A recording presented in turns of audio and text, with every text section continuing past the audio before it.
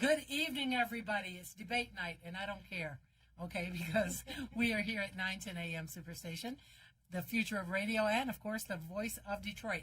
You can always set your VCR, like I did, or DVR, not VCR, but DVR. Let's get to high tech now. And watch that debate later. Plus, it will come on 100 more times. Much more interesting what we're doing here. I am going to introduce you tonight to a gentleman who is, I guess I want to say he's low-key. He's really not, but he doesn't toot his own horn a lot because he's busy, working and getting famous, but everybody needs to know about him. If you've ever been over on the Avenue of Fashion, there is a location called C. Grantston Design Studio. Grantston is here with me in studio tonight. Hi, Grantston. Hello, Charlene. Yes.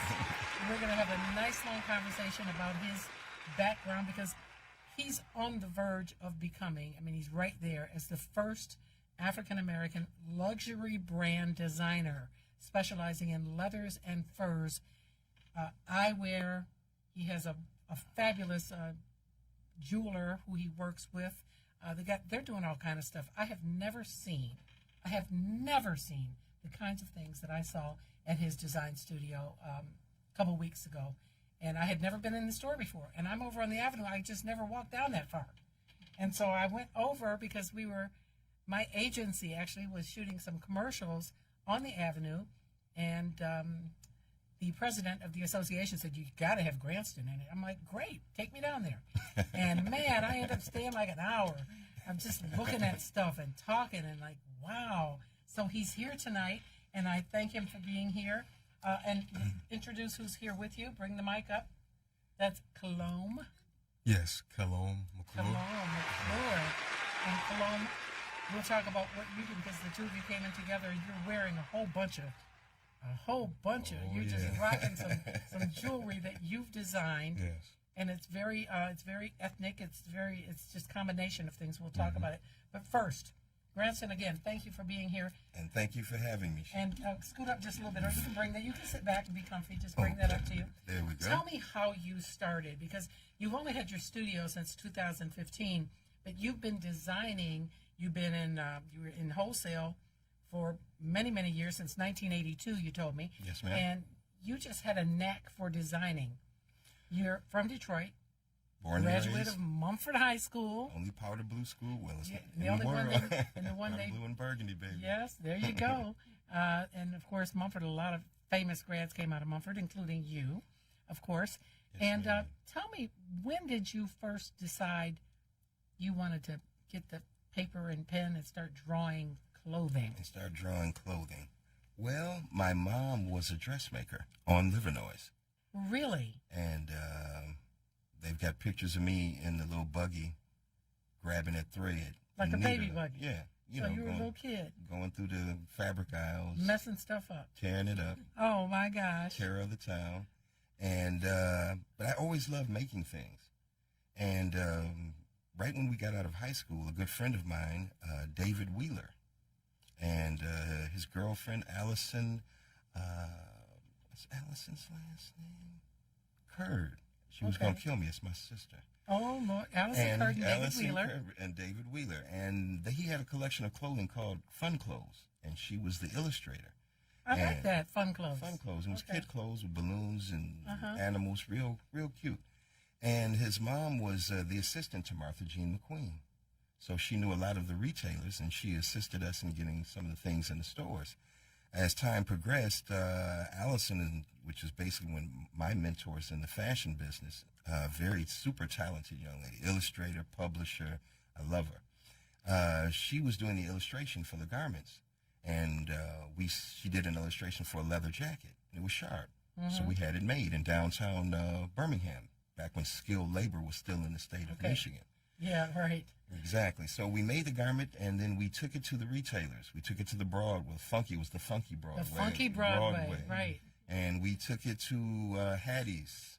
And Hattie, for those who don't know, she's deceased now, but she was probably one of the most famous fashion mavens in Michigan. All Yes, over ma'am. Michigan, and she'd go to New York, she'd bring things back, And all the rich ladies shopped at Hattie's. Shopped at Hattie's. You know, she didn't even have to have a last name. She had a last name, but she everybody just like knew Hattie. Hattie. Right. Yes. So the first account that I pursued, first thing I was selling was accessories, which were leather ties back when they were hot in the 80s.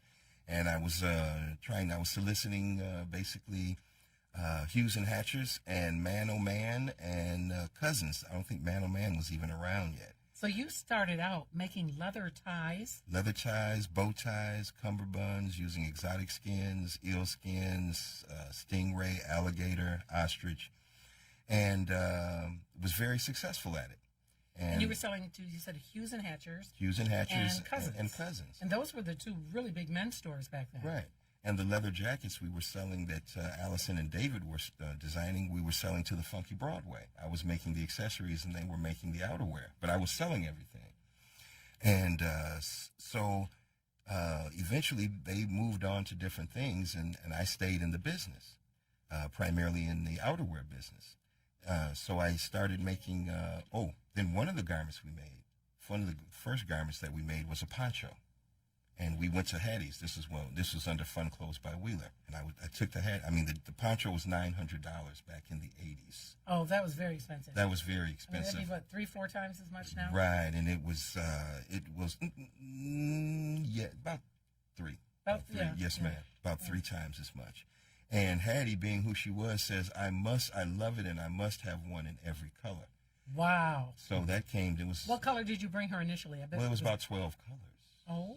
So she bought all 12 colors at $900, and I was making 10%. So that turned into, $10,000, $10,000 over, $11,000 order. And you didn't even have to, convince her. No, I mean, not Hattie. She saw it and she wanted it. So being 21 years old and making $1,000 in a day. Man. My dad who Get questioned. back to the drawing board. My dad questioned my career choice, had some second thoughts. So after that, I worked for a couple of Italian leather companies as a sales rep. And they made some beautiful product, had great detail, but the fit was wrong. And the stores I was taking to, they wanted some changes, and they weren't willing to make them. So I started to make a garment tailored to what they wanted. And I always drew comic book figures. So I knew how to draw the anatomy. And so after chasing my sister around for years to get her to do my illustrations, she says, Grantston, why don't you know how to draw comic book figures? Just put some clothes on them. You just got to start putting clothes on them. Anything except superheroes. Right. So, some leather and fur. 30 years later, I'm a very, accomplished illustrator, which allows me to transfer my ideas into a 3D, into a 2D product, and then so that the manufacturers can make it. You have a different kind of skill set than most designers because you do more than one thing. Oh, definitely. Well, I started in sales. So sales allowed me to communicate with the retailer, and primarily, even bigger than the buyer, who's generally the owner, the salespeople. So I kept my thumb on the heartbeat of fashion, and it's the salespeople that really knows what's hot in the industry. So I began to dissect what was moving, and added my own. And being in the fashion and being sugar shy, my mother kept me dressed like a prince. Oh, wow. So I don't know who some of the native Detroiters remember the club called the GQs. Okay. And I always wanted to be in the GQ. My dad was a very sharp dresser, so I would wear suits to school. We wore suits to school. Really? Yeah, back in the 90s. Look at him now. Yeah, exactly. I mean, it must. Well, I'll wait until after the break to ask you what you think about how the young people dress now. Introduce your colleague to your right. Well, this is my brother, Kaloon. I call him my brother. We're colleagues. I met Kaloon, I believe it was, Kaloon, who referred you? Somebody. It's a friend of ours, Nassau. Yeah, good brother Everybody of ours. has these names. Yeah, that's his name, Nassau. Nassau. And Right. Kaloon. Kaloon, what's your background and what do you do? Oh, my background. I've been an artist ever since I was a kid. Are you from here? Yes, I'm from Detroit. Yes, I started off drawing. Got into painting, sculpturing, airbrushing. Pretty much every type of, glass etching, and got into every type of And we're going art to you show can some of the think glasses. Oh no, not that. I didn't do Those that. aren't. No. Those aren't yours. Yeah, I've done like glass etching, Okay. sandblasting, and things like that. So I got into every type of art you could think of. Now, who taught you? As far as the jewelry, I'm self-taught. I love when I hear people say they're self-taught, and I look at what they have, and it's just Yeah. gorgeous. Yeah, it's hard Because to I think believe. that you are born with certain talents, Mm-hmm. and there's some things you can learn in order to perfect what you do, but you can't teach somebody how to sing if they have a horrible voice. I could take music lessons all day long. I'm not going to sing. I'm not going to sound like Whitney. I'm going to run you out of the room. Okay. You can't. You have to have a certain God-given talent, I think, to begin with. Because I'm looking at some of the things that you have on. Max, can we see? Can we get the camera to kind of show the medallion that he has around his neck? Tell me about that, because that is really something. So, I myself love ancient Egyptian jewelry, culture as a whole. And so I started off making nothing but ancient Egyptian jewelry because that's what I wanted for myself. I didn't even think about trying to make it into a business. I wanted the things that the pharaohs wore, couldn't find them. I love huge pieces. That's huge. So You haven't seen you. Yeah. That's it. Well, that's He a goes- pretty big. That's a pretty big piece. yeah, so I wanted the things that the pharaohs wore, couldn't find them. So I'm thinking like, well, I'm already making everything else. I'll try making this. So it was a lot of trial and error. I can say I'm self-taught. It took me about 14 years. I've been doing jewelry for about 14 years. Really? Yes, and when I started making these pieces, when I got a little bit better, or a lot better, I would say, because when I first started off, I was just gluing things together. Didn't know about soldering. Didn't know about You're doing some gorilla glue. yeah, Okay. right. I was just finding pieces and breaking it up and Well, you gluing have it to together. start. I mean, everybody starts. Kaloon, you didn't tell me about the Elmer's glue, man. See, the good thing about That's how I Elmer's is it started. dries nice and clear. You can see it's white when you put it on. You can see where it is, and then it dries clear. Yeah. So yeah, people started seeing the pieces and asking me to start making pieces for them, and that's how I Now, started. what is that brass? No, this is all sterling silver and gold.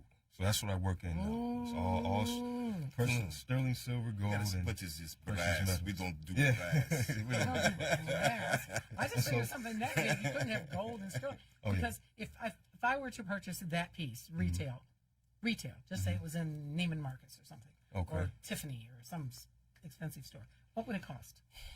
Looking at a few thousand.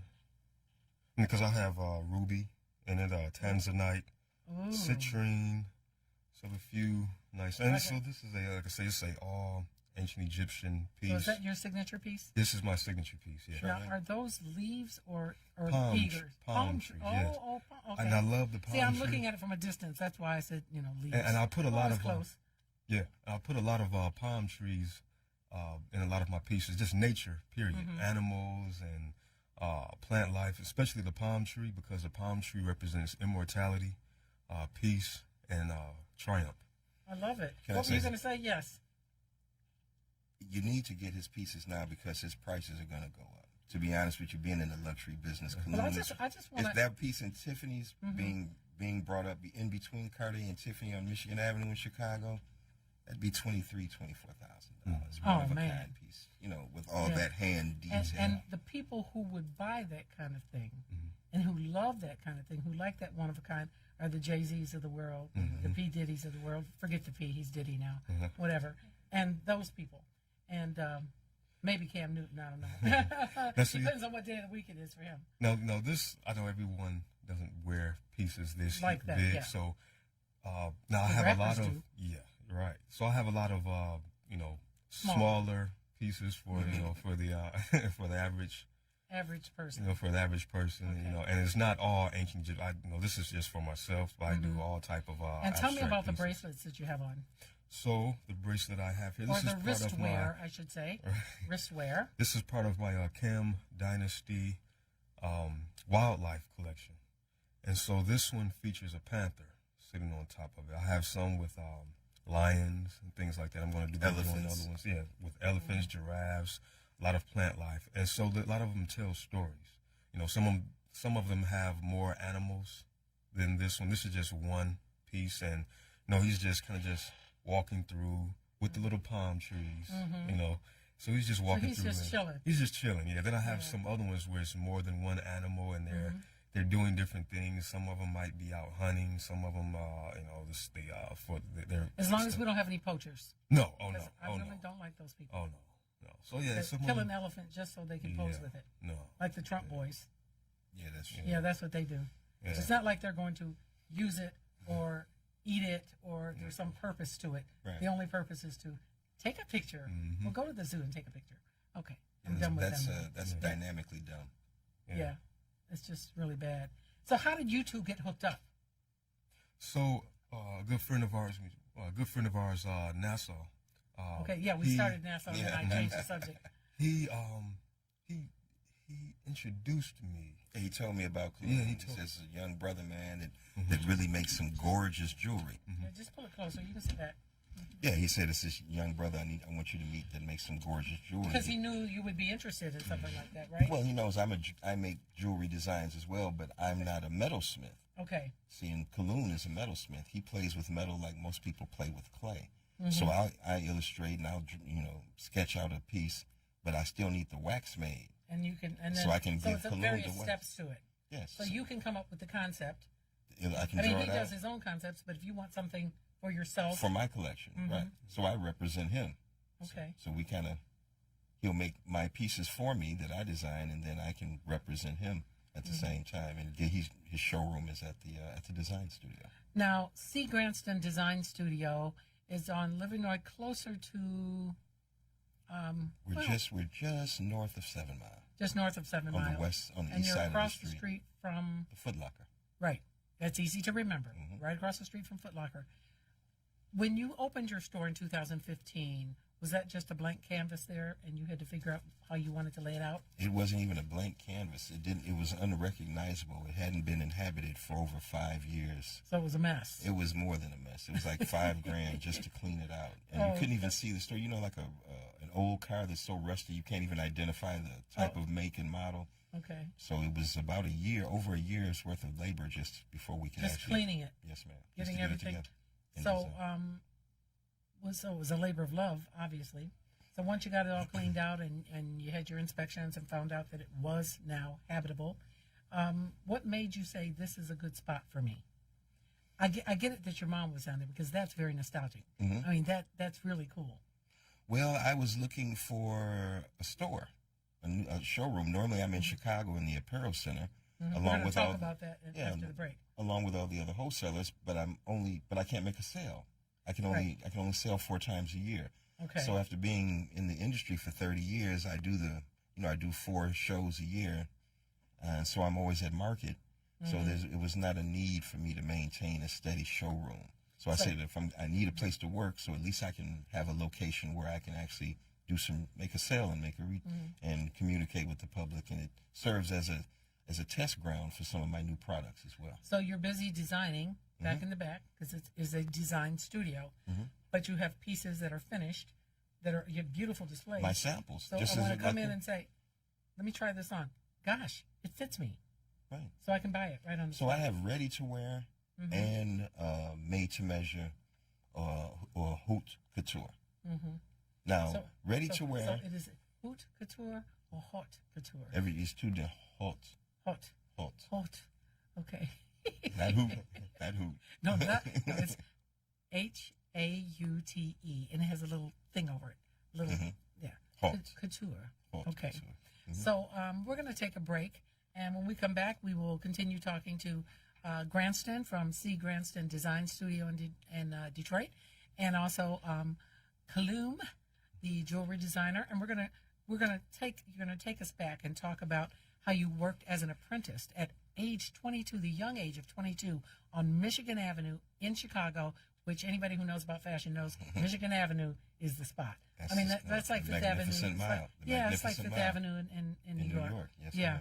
So we'll talk about that. Our number is 313-778-7600, 313-778-7600.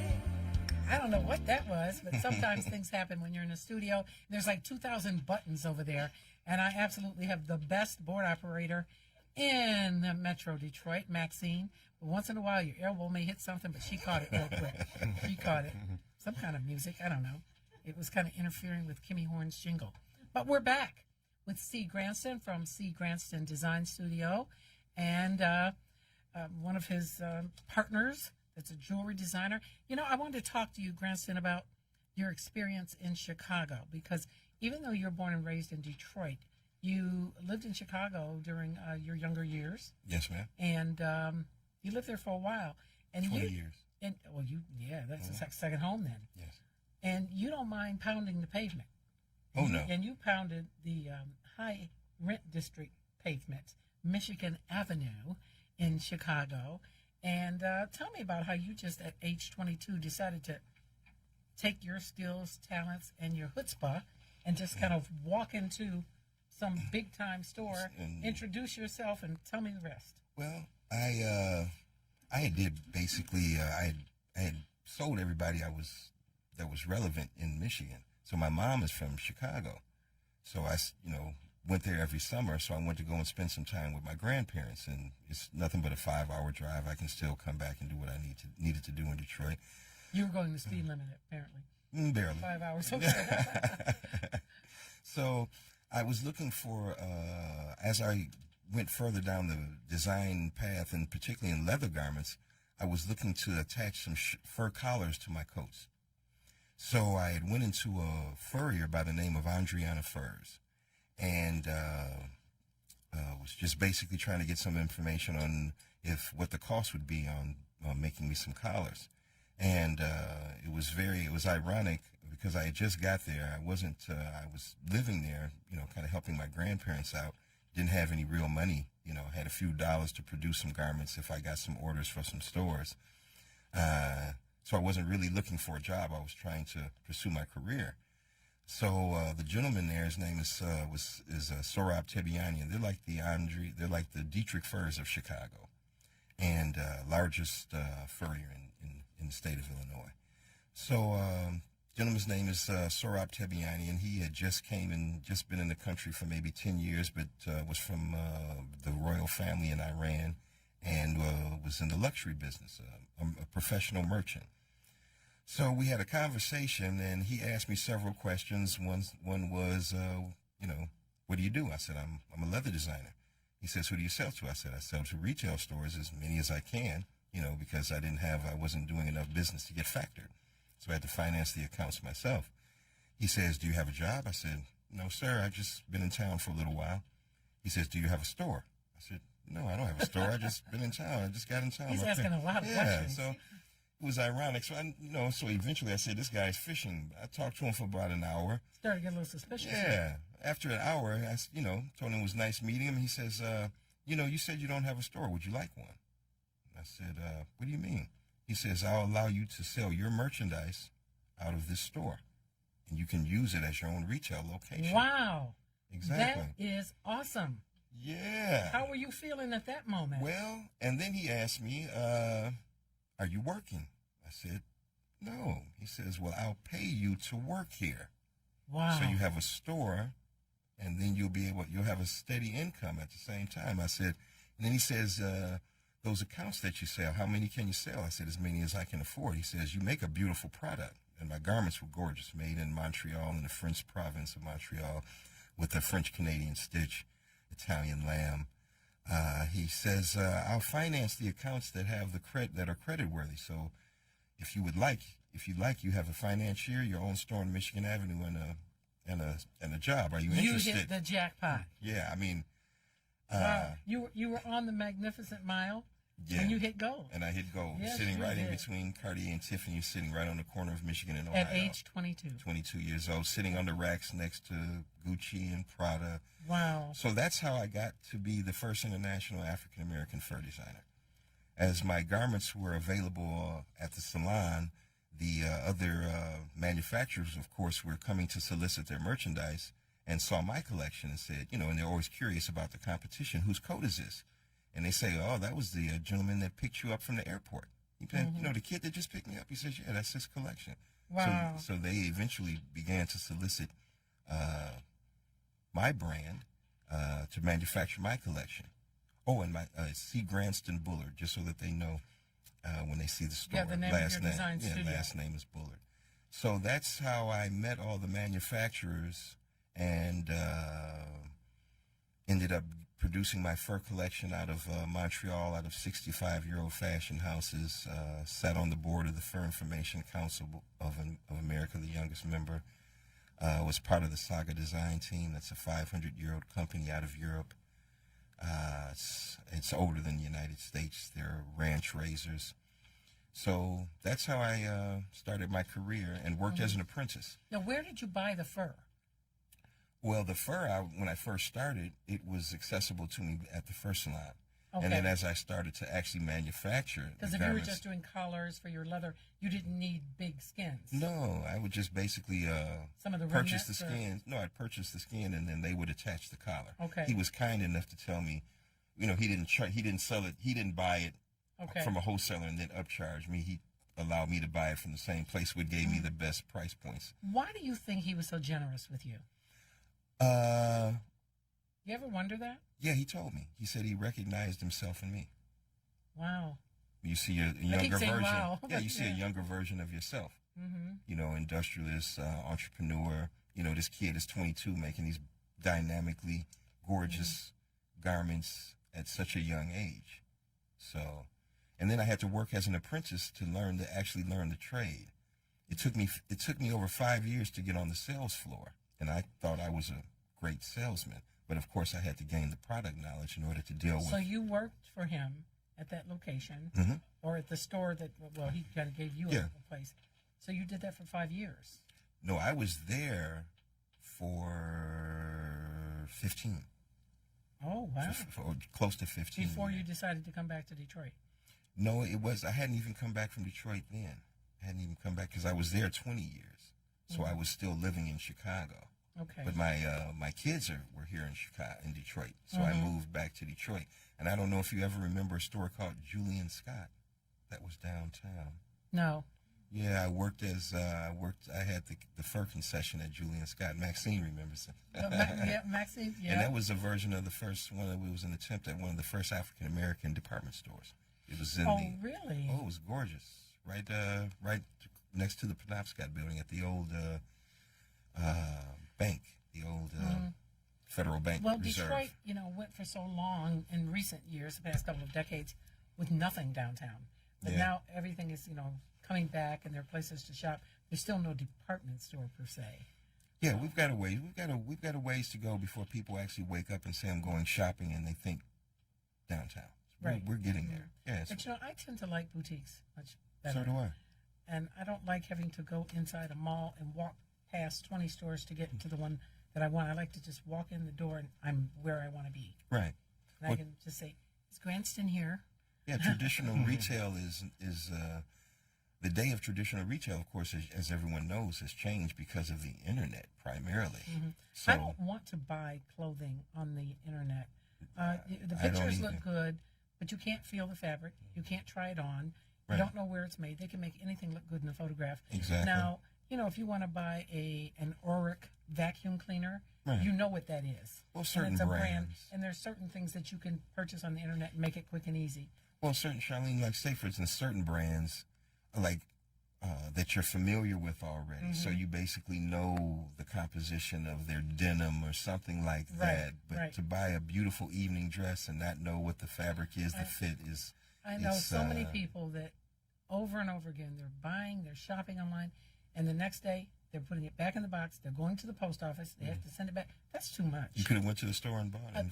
Yes. And plus, it just takes the whole customer service aspect out of it. Definitely. You know what I mean? Yeah. I mean, there's certain things that are definitely advantageous to buy online. Certain you bags. you can buy a pressure cooker online. If you know an what electric skillet. Well, if you know what a Sea Grantston Bullard purse feels like, because you felt it at the store, you can buy that online. Right. You don't have to That's try different, it on. yeah. Yeah, that's different. If you're doing brands. Yeah, and the particular products. So, you talk about, being the first African-American luxury brand.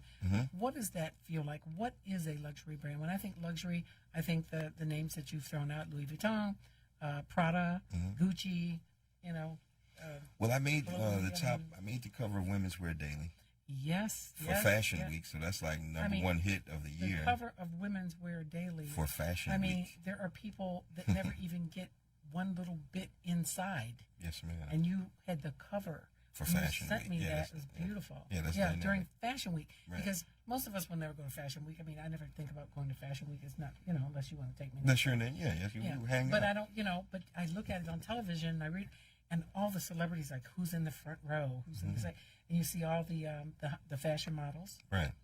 Some of the models from yesteryear, all go, and of course Anna Wintour is in the front. Athletes, And entertainers, the athletes, entrepreneurs. It's kind of like the place to be. It's like going to the Oscars. It's like the Oscars or For fashion. for fashion, yeah, or the Grammys. Or the Grammy for music, Exactly. And now Fashion Week, the clothing is always a little extreme by design, I suppose. It's by design, yeah. That it's supposed to it's not for the average, I'm going Well, to. that's to grab you, Yeah. get your attention, show you the direction in which the industry is going. You might not like the whole piece, but you know what you might say? I like the collar. Look at the way that drapes. So they give you, because they're not going to tell you, they're not going to show you everything. They just give you bits and pieces of Now, what's how does a designer get a piece or pieces into a show like that?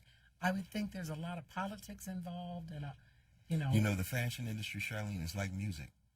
If you have a hit, it could be an unknown artist. If you play it, if you get a spin and it's a hit, they're calling in. A hit is a hit anywhere. So if it's a dynamic garment or a design, and you get it into the public's face, people will gravitate to it. And just like they say, Grantston, how did you get all these editorials? Well, it's the editorials. Especially the cover of Women's Wear Daily during Fashion Week, and you had the model that was in the forefront with the fur jacket with the Sheared numbers. beaver, It was kind of like a It was a varsity jacket. Yeah, it type was of- a fur jersey. Yeah, you're right. And then there was the other one, the brown. Yeah, that piece sold in Orange County, California at Neiman's. It was available at Neiman's. Really, how did you pull that off? Well, the way that happens just like any profession. As you elevate, you gain ground. So after doing the magic show, after doing the fur fair, after doing Fashion Week in New York, What's the magic show? the magic show is in Las Vegas. So it's I've heard of that. That's where all the retailers That's go. where all Everybody the goes out. wholesalers- There's like a whole week or two or several days. about of 4 or 5, about just a whole 4 bunch days. of stuff going on. Well, that's where the industry goes to shop. That's where the people that own stores go to make So their not purchases. just clothing, but all kinds of things. All kinds, but because primarily, the shoe stores. well, that's a different show. Oh, is that a different show? Yeah, that's the shoe show. Okay. So they have magic. There might be a shoe vendor there, but that's not the So primary why do they shoe call show. it the magic show? That's catchy. I would have to remember the acronym, Okay. but it's an acronym. You always go to that. So I do magic. I do the Pret-a-Porter in Paris. I do Fashion Week in New York. Ooh. I do the Fur Fair in Chicago, and I do, what else do? I do the Collective in Chicago as well. So Chicago is still big in the fur industry. Outerwear. And I would say, because it gets very cold. Right. I mean, it gets really cold in Chicago. Well, see, one thing that's changed about the fur industry is that it's more of a luxury outerwear. The fur industry now consists of fur, shearling, leather, cashmere, alpaca.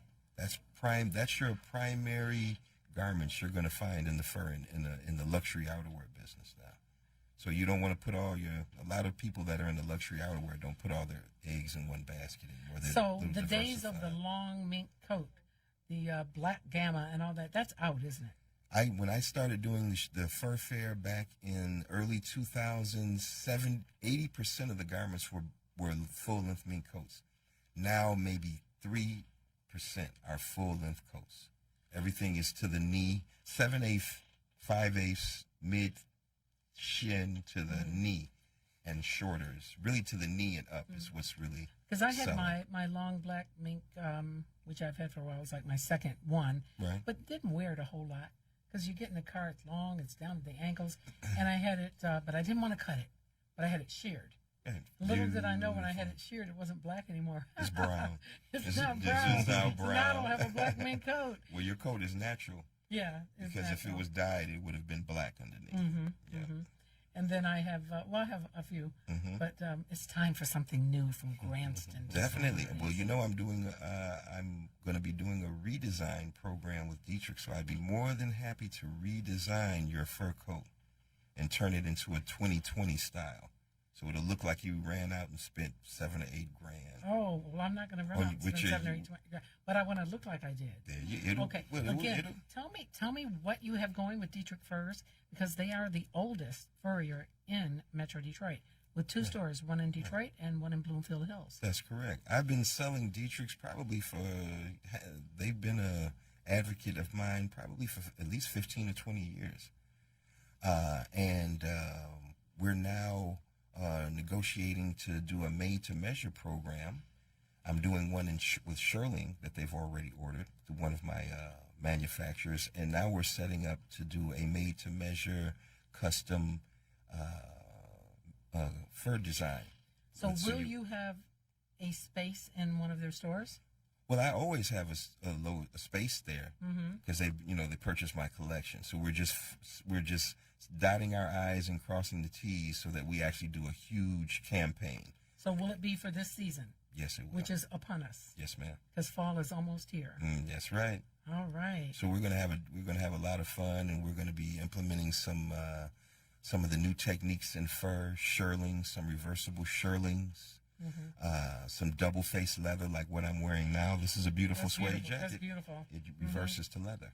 And it's lightweight. And it's a leather jacket on the other side. And what I like is a lot of the leathers and the I guess you call it suede, but it's really all leather. Because one side of the animal, just a the different other side, finish. But they're not as heavy as the old coats. No, right now they're still warm. Yes, ma'am. Well, now the lighter the coat, the more expensive it is. Oh my goodness. Because back in the day, we spent so much more time outside. And some tells me, Charlene, you're not catching no buses, so you don't need no heavy coat. I'm knock on wood. No, ma'am. You get in and out. I go in my garage, get in my truck, and pull it out. You get in and out of your vehicle. Yep. So, a fur coat, if you shear it, it might knock off where you're comfortable in 0 or below, 20 below. Right. Okay, so you sheared it so you don't go to 30 below. You're not standing. I don't want to be out in 30 below. 30 below anyway. Yeah, but it is nice when you go out with a fur and you can take a walk, like in Chicago or New York, and you walk, because otherwise nobody sees your coat. You get out of your car, you take your coat off, nobody sees it. Well, not only that, in Chicago, when that hawk steps around the corner, if you can't take a walk if you don't have one. And that's when you want the long one. That's when you need it with your flat snow boots. So just like they're not wearing them, it'll come back.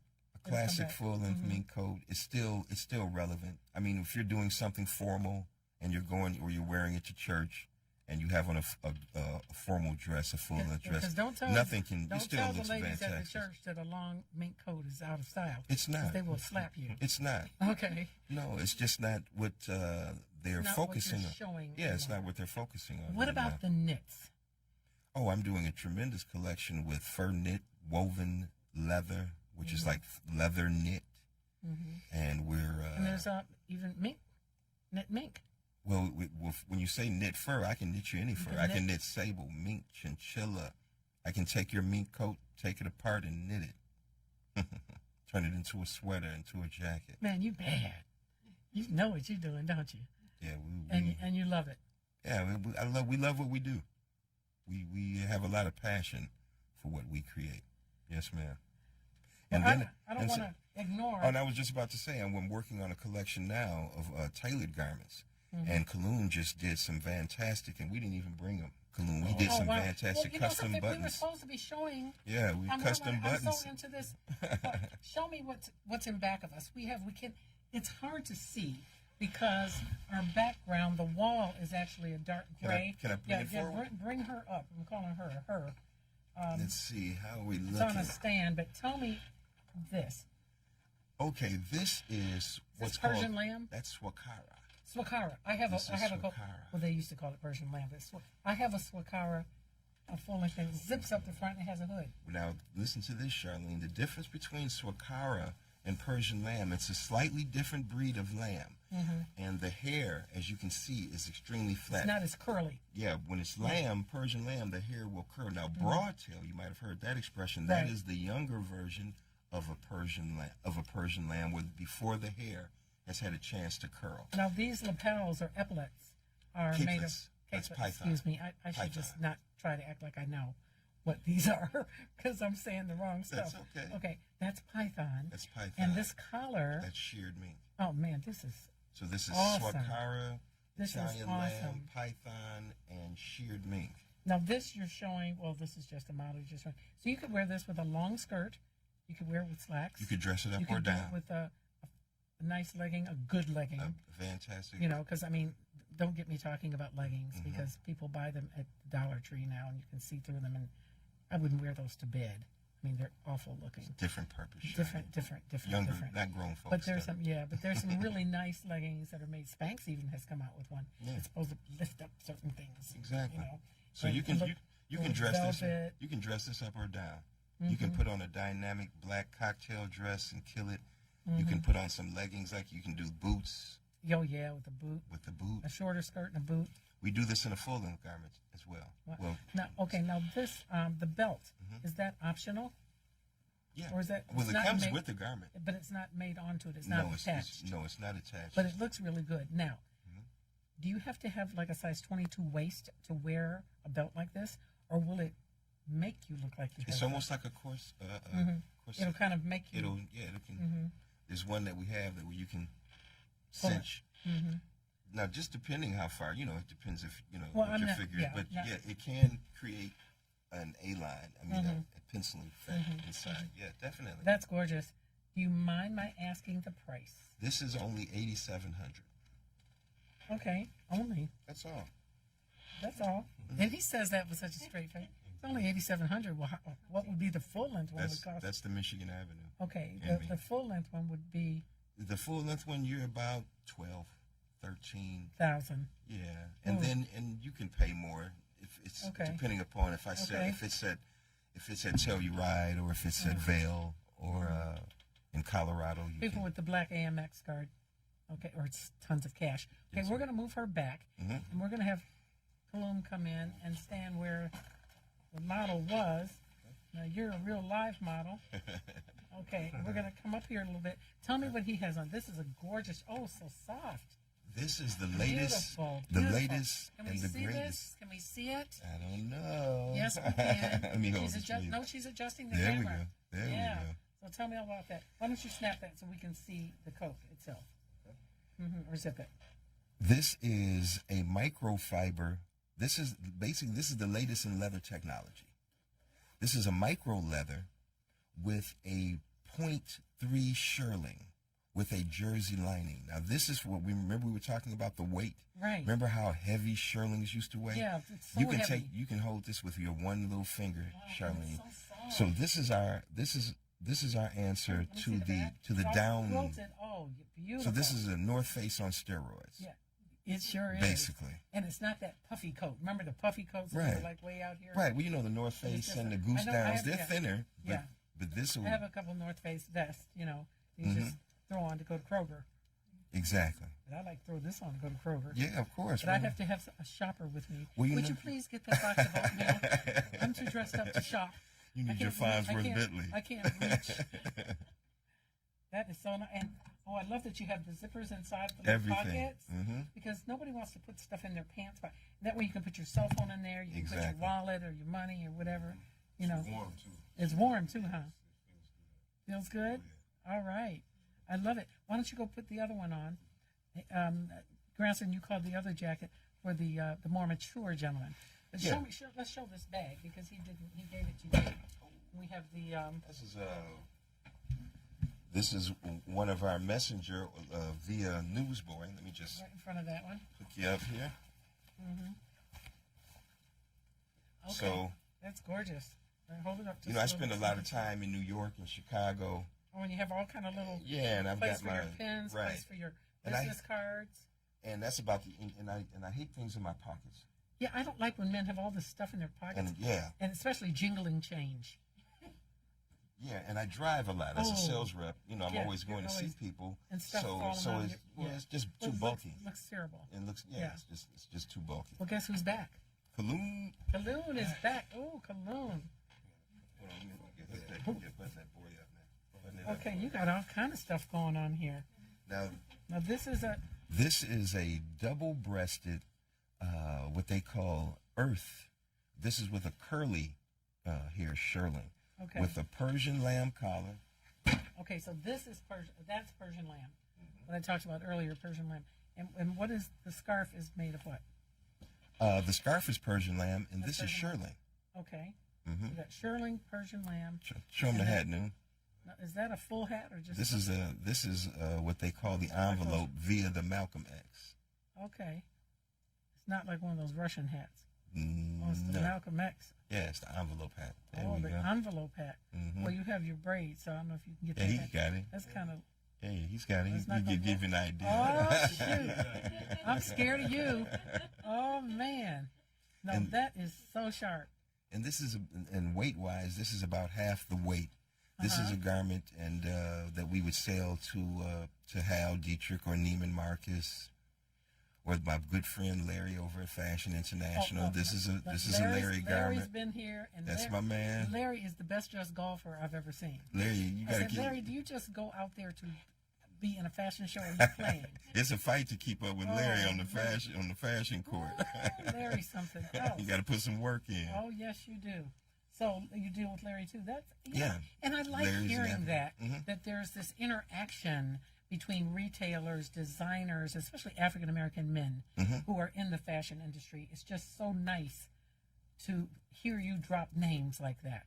Yeah. Well, I know everybody in Detroit. I've sold Seresny and often the twins on on downtown Birmingham. Arthur Bricker is a customer, has been a customer of mine. The Broadway. I can't. And now the Broadway's down there on the On avenue. Livernois, yeah. Because Pepper Martin sold it. Yeah, Pepper. The Pep retired. Yep, he sold enough gators to retire.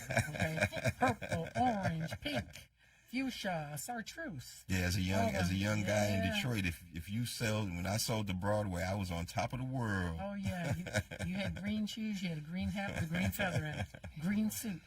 When I first moved here, I came from Boston, which is much different. Conservative, more conservative by far. If you went to a matinee to see a play on a Sunday afternoon, people basically have on, a nice pair of jeans and a turtleneck sweater. I come here, man, they have on, hats and gaiters and evening wear going to a matinee on a Sunday at the Fox. And I'm like, wow, why is everybody so dressed up? They say, this is Detroit. They dress here. Tell me about your shirt, okay? The T-shirt that you have on, I almost don't even want to call it a T-shirt, but it's a T-shirt. And you have recognizable, I see Martin Luther King. This is an actual photo. Ralph Abernathy, Sammy Davis Jr. And we were. Wow. We were going to compare Sammy's stories. Sammy stories. We got 5 minutes before we go to a break, and we have to. So tell me your Sammy Davis Jr. story. Okay, I'm a waiter for the Waiters Union in Detroit, and that was one of my first jobs. And I was working out at Dearborn, and they hosted the NAACP Awards. The first year was Lou Rawls. The next year was Aretha Franklin. Wow. The first year, they had a problem with the sound system. They had to wait 10 or 15 minutes. The next year, it was the Queen. And during her performance, the sound system went down. On Aretha? At Dearborn, yeah, on Oh, Aretha. and I know she had a fit because She wasn't happy. And I was head waiter she for the Waiters Union, so I was serving them. Yeah, she don't like that. The next year, it was Sammy Davis, right? Now, Charlene, listen to this story. Okay, I'm listening. So, Mr. Davis wants some water, so I'm taking him some water. I'm thin, tall, short, dark, and gruesome. I walk in there. I've got my towel over my arm, and I walk in. Now, he's sitting in a room, a very large room, in the very center of the room, with a vanity mirror. Nothing else in the room. He's so frail. He's a tiny man. I mean, he was frail. He had on boxer shorts, right? With the cotton, what they call, excuse the expression, the wife beater I know what you're T-shirt talking about, yeah. with the straps that connect your socks to your shorts. Remember that? The straps that would connect. Oh yeah, keep your socks from falling down. Keep your socks from falling so down. skinny. So I'm walking over to him, and as closer I get, and he looks frail. So when I get there, and I say, he looks up at me, and I say, "Are you okay, Mr. Davis?" And he looked at me and he says, "I'm okay, kid." He says, So I pour his water. He says, "Have you ever seen me perform?" I said, "No, sir, and I'm really looking forward to it. I'm going to be serving your guest at your table after you finish your performance." He says, "Fantastic. I look forward to talking to you, and you can let me know how I did after the show." So I poured him the water, left. He says, "I like this kid. Take care of him." Guy gave me $50 Wow. for pouring a glass of water. And Right? that's what, Sammy. That's a nice tip for a glass of water. For a glass of water. So here he is out on stage, and guess what happens? The sound system goes out. Oh. And guess what Sammy says? "I heard about this." So now he starts tap dancing. Ta-da-da-da-ta-da-da-ta-da-da. He tap danced over to the piano. And he starts singing. He didn't need. Now, this is the first time I saw a performer that needed absolutely nothing. And I was a kid. Now, remember, I'm saying to myself, "What is this Sammy Davis? Sammy Davis? Yeah, Sammy who? Yeah. What is this all about?" One of the greats. And I realized what great Dean was Martin all about. and all those guys. So by the time I saw Michael Jackson, who said he followed James Brown, Sammy, and who's the other? Somebody was with Prince. The guys. There were three of them. It was Dad three of and them. the two. Exactly. Something and Dad. Hines and Dad. Gregory Hines. Gregory Hines. And you don't see tap dancing that much. No. I know Maxine is going to tell me, "Charlene, it is time for a break," but I got to tell my quick story. My very, very first job in broadcasting, after I got out of school, I have a master's in radio, TV, film. Yes, ma'am. My first job was in my hometown of Toledo. Okay. I was a reporter. Toledo, Ohio? Yeah, that's where I'm from. I love Toledo. $125 a week I was making. Big money. So I thought I had a new car, I had a furnished apartment, had a roommate, but still You were doing was it. wearing my clothes from Petrie's, Hey. putting them in layaway and all that. So anyway, here I am, and they said, "Sammy Davis is coming to town. We want you to go interview him." Wow. Man, I was so excited. So I was downtown Toledo where the How old station were you? was. I was about the age that you were when I was about 21. And you interviewed Sammy Davis Jr.? Yeah. Okay. So they sent me over with my cameraman. We get over, and where he was staying was right by the station. I get there, guess what? Just like the sound system, camera's messed up. Mm-hmm. And so his PR people are like, "We can't wait. I mean, you're lucky to be getting this interview anyway, young lady, and we've got to go. We got places to be." But he told the guy to shut up. He said, "How long will it take you to get another camera?" I said, "Mr. Davis, we are right across the street. I mean, he's going to run over there. I mean, he's running now. I mean, in fact, they're sending somebody with another." He says, "We'll just wait." And then we just started talking, about me, and he's asking me questions and blah, blah, blah. Then the new camera comes, we do the interview. And then he says, "Would you like to come to the show tonight?" Oh, my God. I said, "I would love to." And he says, "How many tickets you need?" I said, "Well, I got to bring my guy. I got to bring my mama." Oh, she right. Man. What a treat. So we watched the show, which was fabulous. Did you get a chance to meet him? Oh, yeah. We went. Oh, my God. We went afterwards back to the dressing room, and they were back there doing what you did, but they were bringing him vodka. Right. And I think he'd already had some. This was after the show, right? After the show. Wait a minute. So we stayed back there because he's "You guys want some drinks?" I wasn't a drinker back then. Right. My husband, I'm taking vodka, and they're sitting there talking, and he's a little bit bigger than Sammy, okay? Mm-hmm. And they're talking about clothes and fashion and that kind of stuff. And by the time we were back there, maybe a half an hour or so, and he had consumed quite a bit of, it was just like straight vodka on the rocks. Right. He scooted back to laugh at something, and he fell out of the chair. He fell out of the chair. We could not laugh, so you just would, help Make him sure, up. right. And he said, that's funny. he said, that's funny. He said, "I think I'm drunk." And that was one of the best experiences. So years later, NAACP, when he did the song "Hello Detroit," maybe we can pull that up going into the next, before we do the commercials, "Hello Detroit." He came with Damon Keith, invited him, Judge Keith. Okay. Invited him, and I was at the VIP down at the new TFC Center that used to be Cobo, where they have the big dinner every year. And he came through, singing for the first time, revealing or unveiling that song, or what do we call dropping it, the song. And I was invited to the VIP reception, and the Free Press just happened to take a photograph of me with Sammy Davis and Judge Keith. And I've been trying to get the photograph because Judge Keith had it in his office on the wall. What happened? Well, I'm sure his daughter saw his things. Okay. But it was in the free press, and of course, again, I got so much stuff. It's someplace in my pile of stuff, but I didn't think enough to have it made and framed, and I want that so badly. So there's our Sammy stories, our C. Grantston stories. Everybody get over on the Avenue of Fashion. Don't let the construction stop you, and make C. Grantston Studio one of your stops. I guarantee you, you'll love it. And when you see the jewelry, we didn't even get to show those glasses. Oh, bring one of those while I show those. Hold on. And of course, we're listening to the Sammy Davis Bring that Jr. case. Can you bring the case? Yeah, we can bring it. Yeah, bring that case. I'm going to be in trouble, but we're going to bring it. Troy. We're going to show that while we're listening to it, and how appropriate, because this glassware is made from actual liquor bottles. Made from liquor bottles. Look at this bad boy here. Look at this. This big goblet. What you're This looking is at made is a from- Douce liquor bottle, and we have a patent pending on the cork design for the goblet, and this allows us. Hold on, you take it. This is the cigar ashtray. Wow. And you can use it as a, oh wow, that is amazing. Just amazing. And we produce this at the Museum of Science and And Industry. here's the little pipes. That's African bubinka wood. Ooh, Lubinka wood, okay. Yes, ma'am. I'm learning all kind of stuff tonight. Fantastic. Branston, thank you for being here. My pleasure. Take a quick. Thank you for being here. Thank you. I Thank love you it. for having us. Oh yes, we got the glasses too. Look at this. We got so much stuff. Next We time gotta you'll come have to back. stay for the whole 2 hours. Yeah, you Look gotta at come back. this. License.